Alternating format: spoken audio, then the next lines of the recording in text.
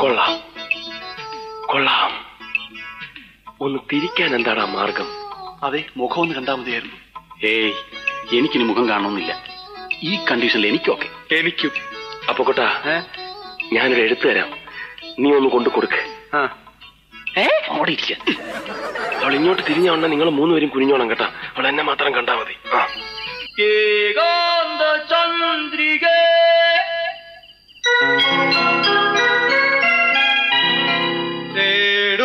തേടുന്നതെന്തിനോ, കുളിരിനോ കൂട്ടിനോ, എന്റെ കരളിലെ പാട്ടിനോ.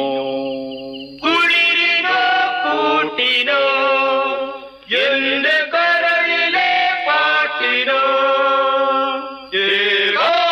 ചന്ദ്രിക തേടുന്നതെന്തിനോ.